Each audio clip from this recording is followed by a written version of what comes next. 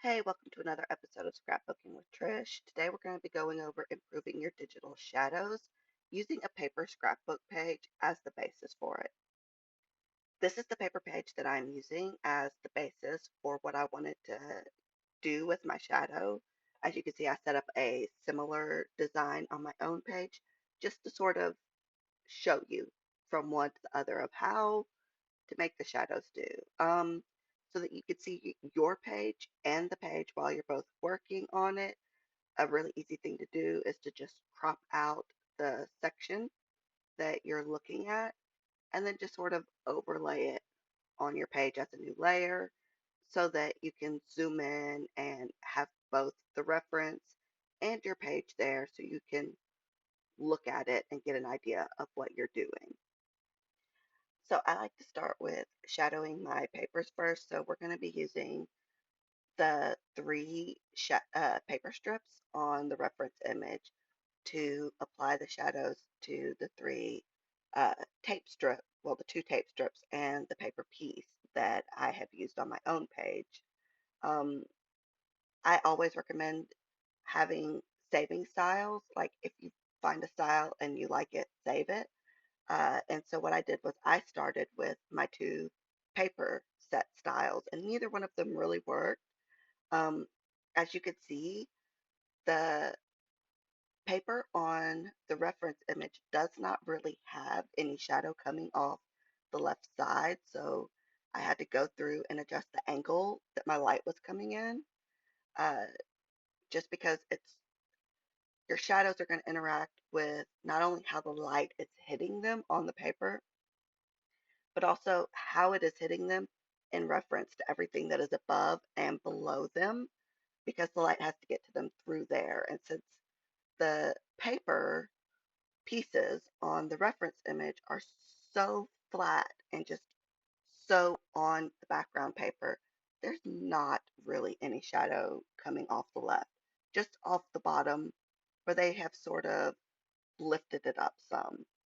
And for things like papers or really anything else that's similar, if you get your layer style and you like it, it is so much easier than to just copy the layer style on the first thing and then paste it onto the next thing instead of redoing that work over again, which is what I did with the red and the blue paper. Um, I did it again with the white paper piece, but since mine has a little bit more depth, since you could tell the texture on it that it's a little crumply, I've gone through and I adjusted the angle some because it's going to get a little more light, edges come up, and then I just lightly adjusted the distance and the size to make it pop a little bit more. Now, one of the things that drew my attention to the original layout was the way that this camera element just sort of popped. And so that's the next thing that I want to work on since it's like the main thing that I liked. So what I did was I added a shadow layer, and now I'm going to try to copy the way that that element is just popping so much off the page. I mean, if you look at it, there is a huge shadow under that uh, camera. And so the first thing we're going to do is adjust the shadow layer and make sure, by the way, that your use global light is not marked. Um, but so the first, I'm pulling the distance out and I'm pulling out the size, trying to figure out, the shadow on the reference is fairly clear. It doesn't have too much of a blurry edge to the shadow, and so I'm trying to sort of hit the sweet spot on that digitally. I, I'm going back and forth, and I mean, sometimes like some things you can't recreate perfectly. You just have to sort of go for what looks the best, which the shadow's not perfect, but it's still fairly good at this point. So I'm going to move on to the next thing, which is going to be the flowers directly behind it. Um, you're going to see me go through all the steps to shadow this top flower, and it's not even going to matter because I'm going to end up deleting that one. Now I'm going to be shadowing the larger flower underneath it. You're going to see I just opened it and I'm doing the same thing that I've done before, just sort of adjusting the shadow based on what looks good. And sometimes, you need to sort of move your layers, not just your shadows. Like you shadow something and you realize this doesn't really like look too good. And so you just sort of have to move things about a bit. And it's fine. It's digital. Move things a ton. Yeah, I mean nobody's gonna know. You're not gonna mess it up. Um, so next I'm moving on to shadowing the leaves and the stickers underneath it. And what I did was I just copied the layer style from the pink flower and then pasted it. I'm pasting it onto the other things. Like I said before, if you get a shadow style and you're happy with it, copy it and then paste it. Save yourself some work. But even then, I'm going through and I am opening the layer style box and I am just sort of adjusting the shadows a little bit. I'm making them a little bit smaller, a little bit bigger. As you can see on the leaf here, I adjust the globe, the lighting angle. I'm trying to sort of copy the way that the top leaf in the reference is done. And generally, I'm able to just achieve the things I want by messing with the lighting angle, distance, and size. But here you can see that I am going to also use the spread, which sort of shows how much the shadow is coming out. Uh, that's not describing it well, but that's basically what it does. Um, Sometimes all three things need to be adjusted. And then sometimes you also get to the point where I end up getting to with the leaves and just being like, you know what? I can only get it so far. And then I'm going to have to, if I want to make it look as close to the reference and as realistic as possible, then I'm going to have to further edit the shadows, which I'll show you how to do in a little bit. And now we're going to finish up the rest of the stickers on this side and the other side. We're just going to be, again, pasting our already copied layer shadow onto the stickers and then opening up the layer style dialog and adjusting the shadows as they seem to need. Once we are done with all of this part, the next section of the video is going to be going over how to further customize the shadows by creating layers out of the shadows. Now, to further customize your shadows, you're going to right click on the layer style in your layers and then click create layer, and it's going to create a separate layer from your shadow.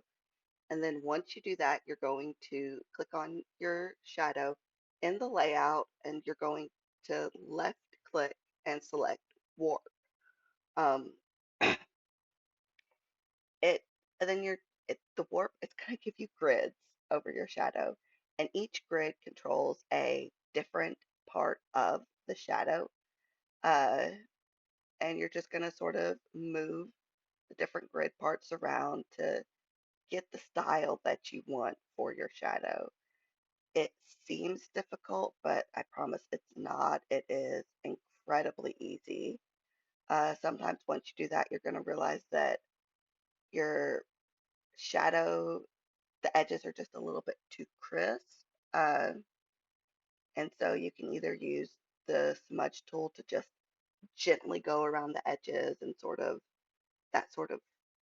breaks them up some, or I'm waiting for it to change. It also is an easy way to pull your shadows out some if you need to just move one tiny part. Uh, you can adjust the opacity of the shadow, which helps. And then you can go up to filter, blur, and use blur. Um, Another blurring thing that you can use that you'll see in just a little bit is going to filter, blur gallery, and then Gaussian blur. I don't like to use that a ton. But once you're happy with how that looks, you can then go through and use the warp again if you want to like uh, change it a little bit more. Each time you use warp, it's starting it from the spot where it is currently at. So it'll let you adjust it a little bit more than you were able to the first time because it's now interacting with different areas in the grid. Um, so the reference image, which I don't have turned on anymore, a lot of the stickers had little bits and pieces that the edges were sort of pulled up, which gave more shadow to them. And so that is what I'm doing here. I'm doing it with the flowers and the smaller leaves where it looks like just one or two of like the edges have been pulled up.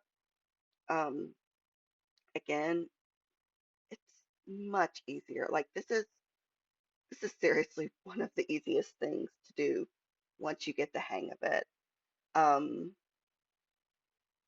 I mean, it doesn't even take a ton of time. Like fiddling with your layer styles takes more time than this because you're literally just taking what you want to move and dragging it. Um, so yeah, that's at this point, that's basically it. I hope that this was helpful to you. If you have any questions, you can leave them in the comments or you can message me over on Instagram at Mama Trish Scraps, and I will be glad to like clarify things. I can make a video to clarify things or just talk you through it. Like I said, it's easy. Playing with your shadows is like so much fun, and it is one of the easiest ways to sort of really take your page to the next level. Um, yeah, it's it's seriously one of my favorite parts of making my page. Anyway, thanks for watching the video. I don't really want to say like and subscribe, but like if you want to like and subscribe, you can do that. If not, I mean, I honestly really don't care. Um, but yeah, I hope this helps.